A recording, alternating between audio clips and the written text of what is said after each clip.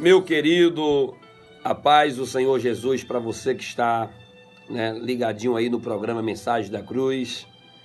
Que a graça de Deus possa estar sobre a sua vida.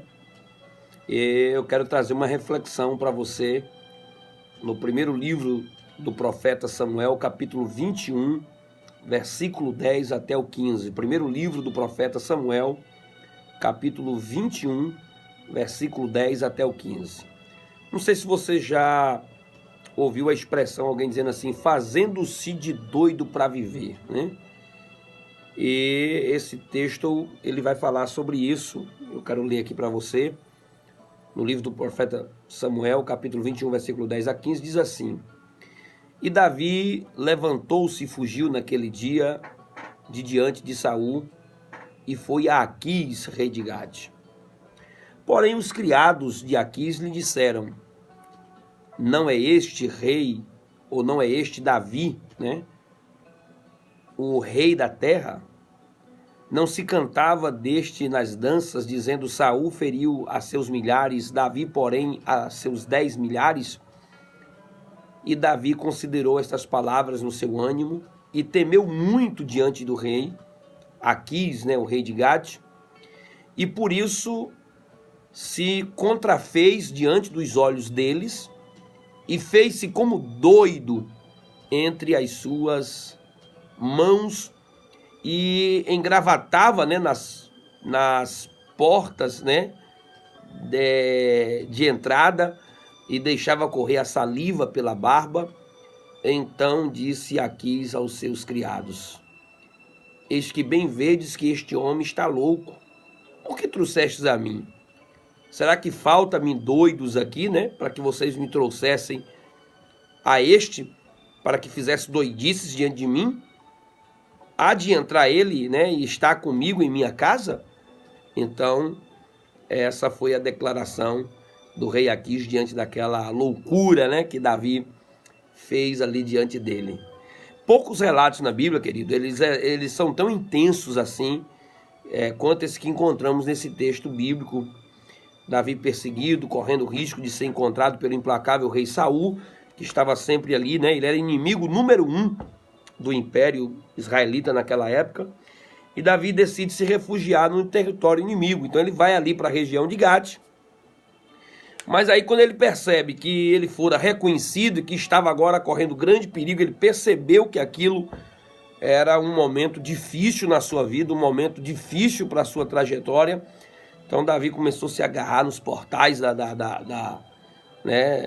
daquele palácio ali, começou a entronchar os dedos e deixando a barba correr, né? A baba correr pela barba, né?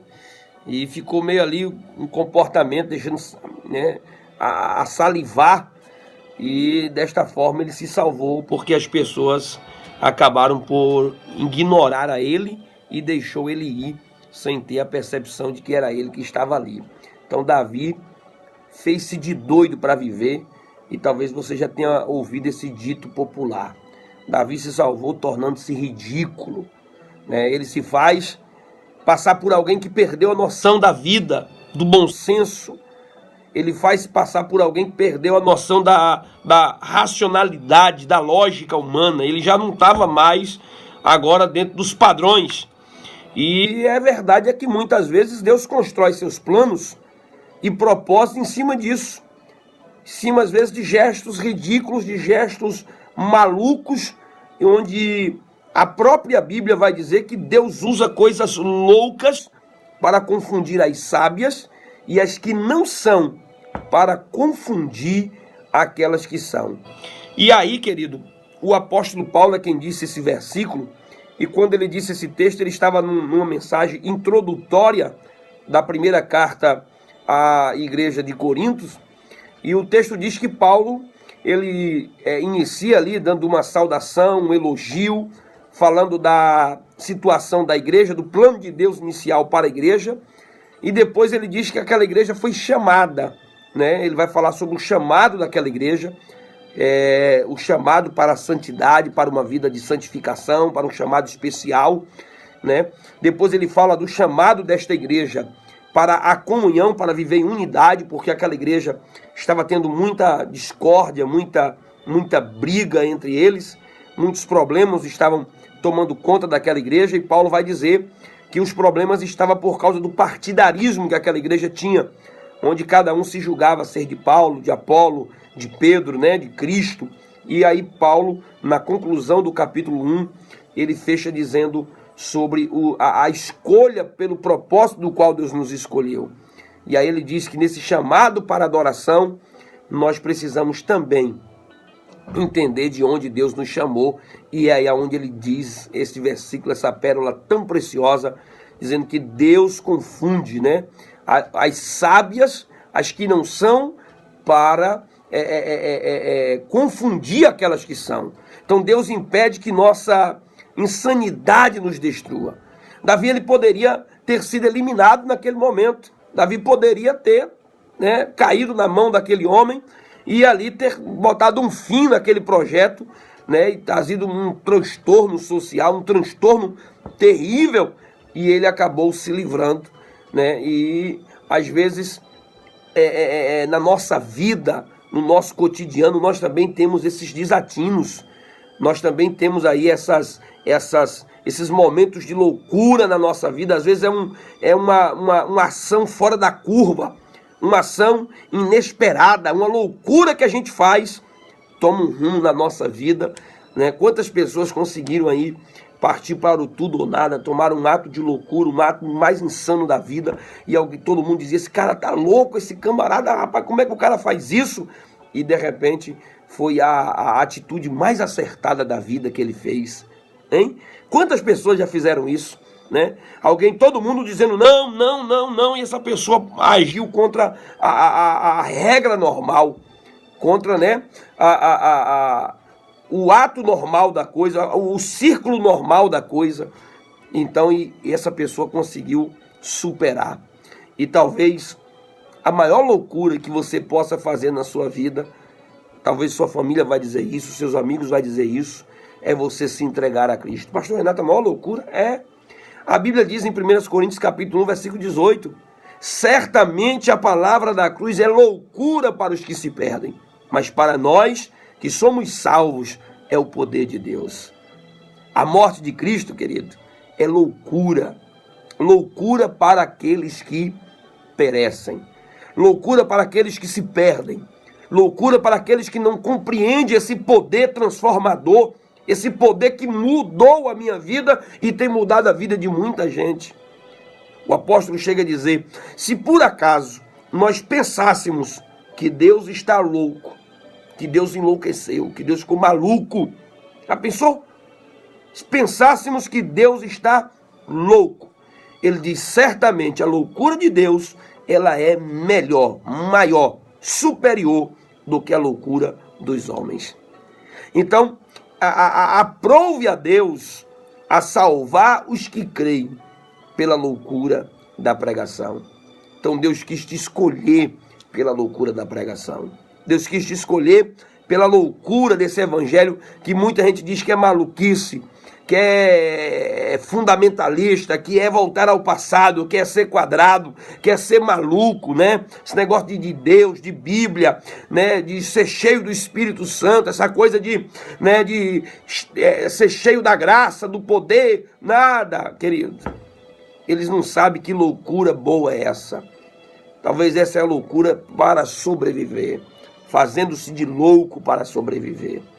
Então não estou aqui falando da loucura que Davi fez de forma literal, onde você vai se contorcer, onde você vai ficar todo envergadinho, onde você vai ficar todo, né, engembrado, não. Estou falando de fato de uma loucura de se lançar, de aceitar esse evangelho, de aceitar esta graça poderosa que vai mudar a sua vida. A conversão para muitos é um ato de loucura, completo desatino, mas pode se transformar na coisa mais transformadora, em algo mais transformador da sua vida e da minha vida. Já dizia o Oséias de Paula, que a melhor coisa que eu já fiz, o cantor Oséias de Paula diz, né, que a melhor coisa que eu fiz foi aceitar a esse Jesus. De todas as coisas que andei fazendo, a melhor de todas Talvez loucura para muita gente, mas foi a melhor.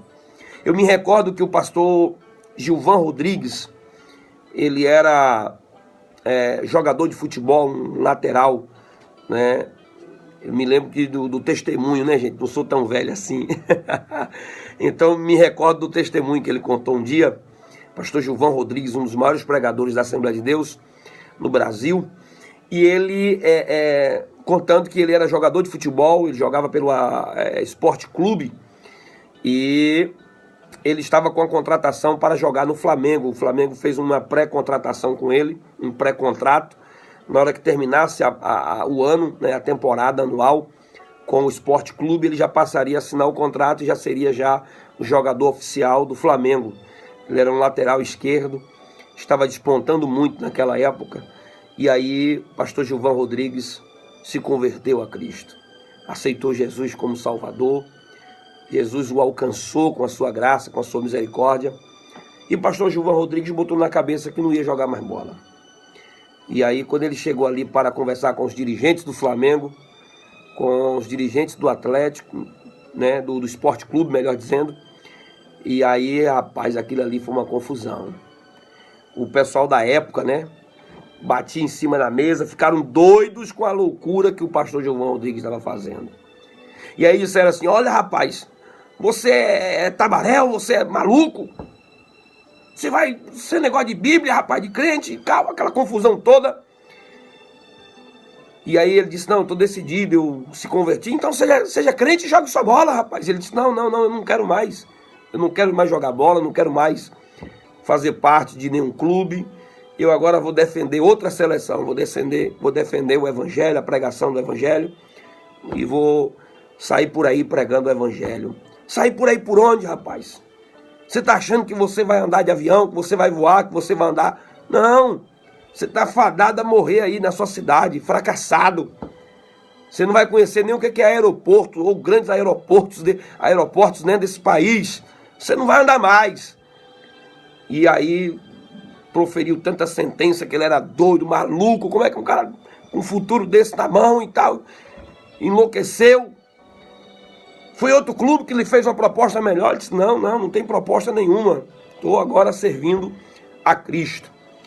E aí o pastor Gilvan Rodrigues termina dizendo que todas aquelas palavras que dizia que ele tinha feito a pior escolha da vida dele, ele declarou que foi a melhor escolha que ele fez na vida dele. E se falar de voo, ele foi considerado várias vezes por todas as empresas aéreas do Brasil como um dos homens que mais voa nesse país. Chegou até a ser proibido pelos médicos parar de voar, porque estava voando demais, isso estava provocando, né, dificuldade na sua pressão. Cartão diamante para isso, diamante para aquilo, milhas e milhas, andando esse país de ponta a ponta, em cada aeroporto mais chique desse país e fora dele, pregando o Evangelho de Cristo. Foi a loucura que abençoou a sua vida. E hoje ele diz: eu tenho filhos advogados, filhos formados, filhos engenheiros, filhos abençoados, família abençoada e um ministério próspero nesse Brasil. Então, faça a escolha mais certa da sua vida, né? E Deus vai estar te abençoando, em nome de Jesus. Que Deus te abençoe. Que Deus te abençoe, em nome de Jesus. Que Deus te abençoe, te guarde, que Deus proteja a sua família, a sua vida, né? E muito obrigado você que está ouvindo aí o nosso vídeo, você que está assistindo a nossa mensagem, em nome do Senhor Jesus.